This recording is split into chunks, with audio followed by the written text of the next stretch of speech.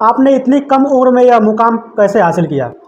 आप खुद एक उद्यमी हैं, क्या यह आपकी मेहनत का नतीजा है या आपकी जन्म कुंडली का? इसका भी एक बहुत बड़ा रोल रहा है मेरे जीवन काल में। ज्योतिष को वैज्ञानिक मॉडल मानते हैं या आध्यात्मिक? प्रमाण है वैज्ञानिक मॉडल का आपके पास? बिल्कुल है। आपकी कंपनी एस्ट्रो ट्रूथ सच बताने का दावा करती है। अगर किसी की भविष्यवाणी गलत निकली तो क्या आप पैसे वापस करेंगे? अगर ग्रह नक्षत्र ही सब तय करते हैं तो मेहनत और शिक्षा का क्या महत्व रह जाता है? अगर ज्योतिष से भविष्य तय होता तो फिर करोड़ों बेरोजगार युवाओं को नौकरी की तलाश में भटकना पड़ रहा है। आज मेरे साथ बातचीत करने के लिए एक शख्स है जो कि इतनी कम उम्र में एक कंपनी जो है कि लॉन्च की है, एस्ट्रो ट्रूथ जिसका नाम है। सूर्या जी, पहले तो तबाही एक्सप्रेस न्यूज़ में आपका स्वागत है। धन्यवाद सर। आपने इतनी कम उम्र में यह मुकाम कैसे हासिल किया?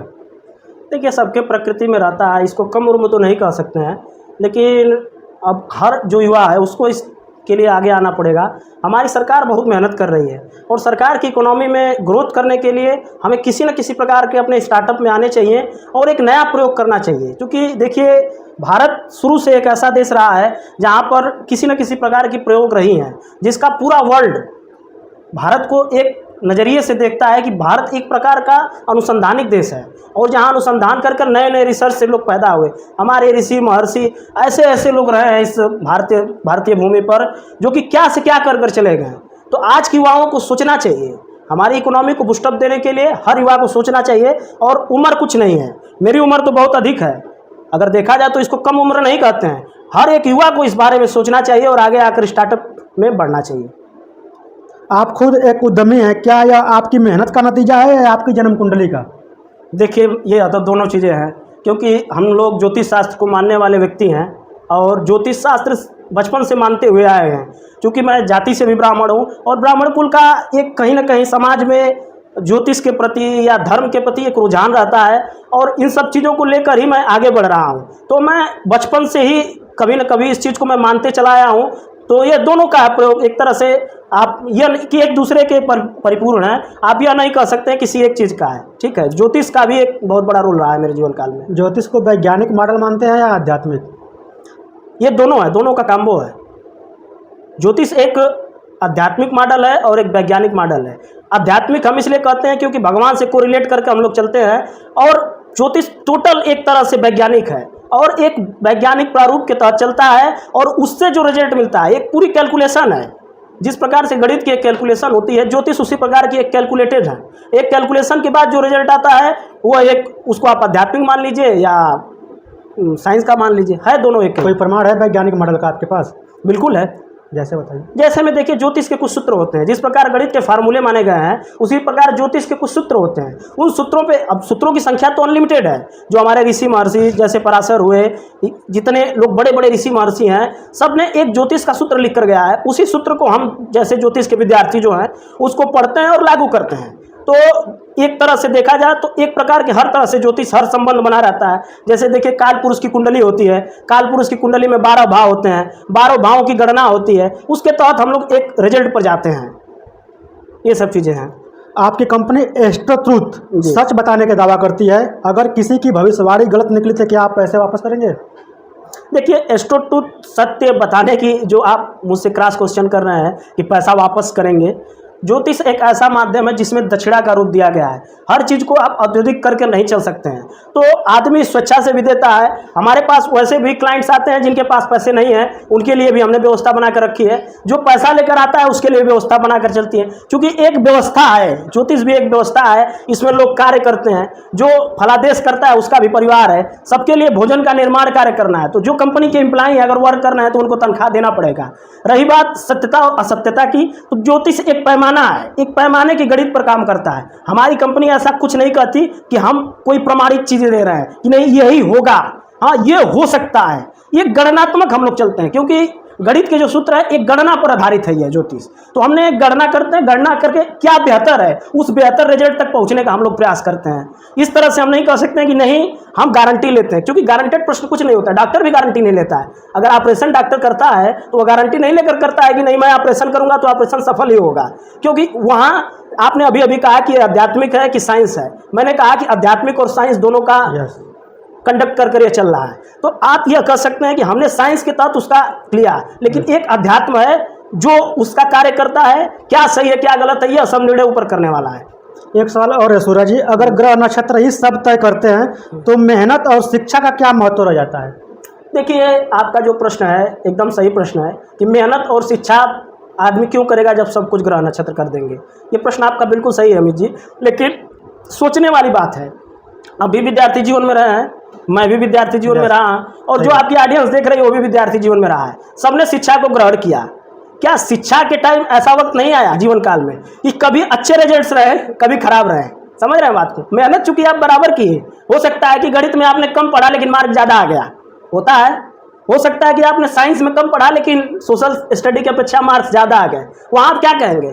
आप बोलते हैं एक word destiny, destiny in the sense भाग्य, कि भाग्य है। आप बोलते हैं कि भाग्य था, हमारा गणित में इतना नंबर आ गया, भाग्य था, मैं ये आया था। जो ज्योतिष एक डिस्टिनी है और एक भाग्य है, और उस भाग्य का निर्वहन करने के लिए ज्योतिष का माध्यम लिया जाता है। मेरा कहना बस इतना है कि अगर आप ग्रह नक्षत्र को मानते हैं तो उस पर एक रिसर्च कर अपनी दिशा निर्देश ले सकते हैं।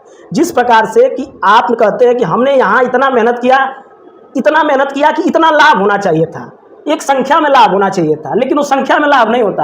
आप कहते हैं जितना मेहनत किया कुछ लाभ ही नहीं हुआ, मेरी भाग्य बहुत खराब थी। मैं ज्योतिष के माध्यम से यही कहता हूं कि आप जहां मेहनत करिए वहां संपूर्ण भाग्य हो। मेरा बस इसी प्रकार से कहना है कि जो बालक कहता है कि मैंने गणित में मेहनत कम किया था लेकिन मार्क्स बहुत ज़्यादा आए हैं, उसी प्रकार से हमारी ज्योतिष काम करती है। हम एक ऐसे प्रिडिक्ट को करते हैं इस प्रिडिक्शन के तहत कि जिसको अधिकतम लाभ हो, उस लाभ की दिशा निर्देश देने के लिए ज्योतिष की सहायता ली जाती है। जितना मेहनत करेंगे उतना ही मार्क्स आएगा कि ऐसे कैसे मार्क्स आ जाएगा बिना मेहनत किए हुए? नहीं होता है, क्यों नहीं होता है? कैसे बिल्कुल होता कोई है। एग्जाम्पल है आपके पास? बहुत सारे एग्जाम्पल हैं, आपके जीवन काल से मैं पूछ लेता हूँ। क्या आपका काम डिस्टिनी के भरोसे नहीं हुआ है? आप हमेशा मेहनत के भरोसे काम किए हैं, या डिस्टिनी शब्द नहीं आता है? आपका जन्म हुआ, अपनी माँ से पूछिए ना इस बात को। आपकी माँ कहती है कि मेरे भाग्य में था कि मेरा पुत्र होगा और पुत्र हुआ। तो एक आध्यात्मिक दृष्टिकोण है अमित जी। उस आध्यात्मिक दृष्टिकोण से ही हमारे जो ज्योतिष शास्त्र, हमारे जो प्रारंभिक रूप से हमारे आचार्य रहे हैं, ज्योतिषी रहे हैं, उन्होंने आज वो लिख कर चला गया। जो वैज्ञानिक, आप अगर मेरी बातों को समझते हो तो एक पंचांग होता है, उस पंचांग में आने वाले 20 वर्षों में क्या होने वाला है उसके बारे में लिखा रहता है। पूर्व में आप मेरा इंटरव्यू ले रहे हैं, अभी चंद्र ग्रहण बीता है। यस, चंद्र ग्रहण अभी बीता है संडे को, लेकिन ज्योतिषियों ने इसकी गणना बहुत पूर्व में ही कर दी कि इस शक सम्मत में यह चंद्र ग्रहण इतने मिनट का इतने समय पर हमारे इतने खड़ांश पर होगा। लेकिन वैज्ञानिक ने तो ऐसा कार्य नहीं किया था। तो हमारे ज्योतिषी जो थे, जो हमारे पराशरी थे, जो हमारे आध्यात्मिक गुरु थे, उन्होंने इस चीज को बकायदे लिख कर गया। बस गणना करने वाले की कमी है कि वह कितना बड़ा गणना कर सकता है। सूर्य जी, एक सवाल और है, अगर ज्योतिष से भविष्य तय होता तो फिर करोड़ों बेरोजगार युवाओं को नौकरी की तलाश में भटकना पड़ रहा है। देखिए, मैं ये कह रहा हूँ इस चीज़ को कि नौकरी की तलाश में भटकना एक प्रश्न है आपका, लेकिन वह क्यों भटक रहे हैं? आपने मुझसे पहला प्रश्न किया कि यह ज्योतिष की देन है कि आपके कर्मों की देन है। देखिए, यह दोनों प्रश्नों का मैं आपके इस प्रश्न का यही उत्तर दे देता हूँ। अगर मैंने अपने ज्योतिषीय तर्क से उस ज्योतिष विद्या को नहीं समझा होता और अपने प्रतिभा को नहीं समझा होता तो मैं आज एक ज्योतिषी नहीं रहता। मैंने एस्ट्रोटूथ इंडिया प्राइवेट लिमिटेड कंपनी का निर्माण किया है, जिसमें विभिन्न प्रकार की सुविधाएं दी जा रही हैं। वहाँ टेक्निकल भी है, वहाँ आध्यात्मिक भी है, वहाँ साइंस भी है। सब कुछ व्यवस्था लेकर मैं एक कंपनी का निर्माण किया हूँ, और मैंने भी इस चीज़ को मापन मेजरमेंट किया कि मुझे इस कार्य क्षेत्र में बढ़ना चाहिए। तो मेरे जितने भाई और बहन बैठे हुए हैं, मैं उनको यह निर्देश देना चाहूँगा कि एक न एक बार अपनी कुंडली का विवेचना अवश्य कराना चाहिए। वह कुंडली इतना जरूर आपको कहेगी कि आप इस क्षेत्र में बढ़िए, आप नौकरी में बढ़िए, आप उद्यमी बनिए, आप ये करिए जो कार्य करना है। कुंडली में इन सब चीज़ों की व्याख्या दी होती है, और उसमें यह नहीं दी जाती है कि आप असफल होंगे। उसमें यह बात का साफ साफ प्रिडिक्ट रहता है, आप इस कार्य क्षेत्र में जाएंगे तो अधिकतम लाभ होगा। तो मैं इस चीज़ को, देखिए, सब लोग लाभ के लिए प्रभावित हैं, तो मैं यही कहूँगा कि जितने हमारे भाई, आपके ऑडियंस और भाई बहन जो भी लोग देख रहे हैं इस चीज़ को, इतना जरूर कहें, किसी न किसी ज्योतिष से एक बार कुंडली की विवेचना अवश्य कराएं। वह जरूर आपको बताएगा कि कौन सा क्षेत्र आपके लिए लाभकारी है। उस क्षेत्र में प्रयोग करें। और मुझे इतना संत परमात्मा पर, संत परंपरा पर विश्वास है कि उन्होंने जो भी ज्योतिषीय तर्कों को लिखा है, कुछ सोच समझ कर लिखा है। जब वह 100 वर्षों का फलादेश आज से 100 वर्ष पूर्व में कर सकते हैं, तो हर व्यक्ति के जीवन काल का फलादेश वो कर सकते हैं। तो मैं सीधे तौर पर कहूँगा कि हर व्यक्ति को अपना विवाह की विवेचना भी करानी चाहिए। आए दिन आप देख रहे हैं तलाक हो रहा है, चीज़ें देख रहे हैं, आप ही के न्यूज़ चैनल वाले लोग चला रहे हैं कि कोई ड्रम में मिल रहा है, कोई चाचा के साथ शादी कर रहा है, कोई चाची के साथ शादी कर रहा है।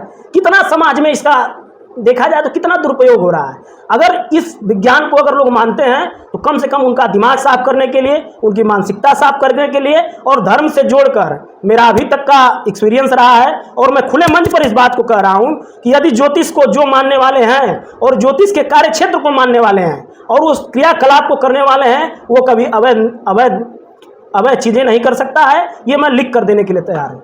एक सवाल और सूरज जी, और यह सवाल लास्ट है, क्या आपने किसी क्लाइंट या सफल भविष्यवाणी का ठोस उदाहरण दे सकते हैं? मेरे पास तो अक्सर लोग आते रहते हैं, कई अधिकारी आते हैं, बहुत लोग, चूँकि देखिए इस मंच पर व्यक्तिगत नाम किसी का लेना ठीक नहीं है, और मेरे पास जो बहुत सफल हैं वो भी आते हैं, जो बहुत असफल है वो भी आते हैं, विभिन्न तरह की समस्याएं लेकर आते हैं। जैसे अधिकारी में कौन कौन से अधिकारी आपके यहाँ आते हैं? अब नाम न खुलवाइए, ऐसा कोई अधिकारी, उसका पद बता दीजिए कौन? कोई अधिकारी बचा नहीं है जिस अधिकारी की मैं कुंडली ना देखा हूँ। सारे अधिकारियों की लगभग कुंडलियां मैंने देखी हुई है, और वो लोग मुझसे व्यक्तिगत व्यवहार के तौर पर मिलते हैं और मैं अच्छी गाइडलाइन प्रोवाइड करता हूं, और हमारी कंपनी अच्छी गाइडलाइन को, उन लोगों का ट्रस्ट है। देखिए यह कंपनी जो बनी हुई है जिसका नाम एस्ट्रो ट्रूथ है, यह एक ऐसा मंच है जहां हम एक वैदिक ज्योतिष, कुंडली निर्माण, हस्तरेखा ज्ञान और जीवन से जुड़ी समस्याओं का आध्यात्मिक समाधान प्रदान करते हैं।